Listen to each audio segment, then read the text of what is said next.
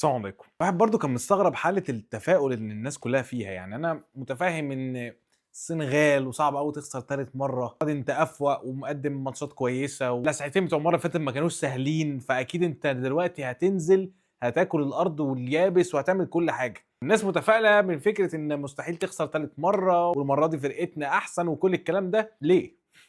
يعني بالروح والعزيمه والاراده انا ما عنديش اي مشكله في الحاجات الجميله دي كلها، ولكن على قد ما بيبقى فيه روح وعزيمه واراده بتعوض النقص الفني ونقص المواهب اللي عندك وكل ده، ولكن كل ده ما كفاش. الاراده والعزيمه والرجوله والحاجات دي كلها ما كفتش ان هي تعوض لك الجانب البدني والجانب الفني اللي ناقصين عندك بشكل واضح وملحوظ.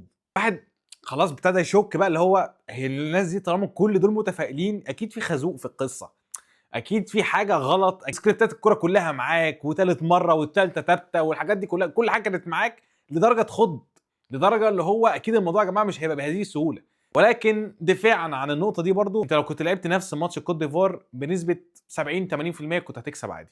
ليه كنت هتكسب عادي؟ عشان انت النهارده ما عملتش اللي انت عملته في ماتش الكوت ديفوار، غير ان انت نزلت بنفس التشكيله بس، ما عملتش اي حاجه، ولا نفس الضغط ولا نفس البلوك اللي انت كنت عامله ولا نفس الهجمات السريعه اللي كنت انت بتروح بيها. حرفيا كل اللي بيتفرجوا وكل المصريين كانوا بيتفرجوا حاطين امل بس في فعلا انا عايز كوره واحده بس يا جماعه العبها صح. وفعلا انت بعد ما لبست الجون انت قدمت احسن 12 دقيقه ليك في الماتش كله.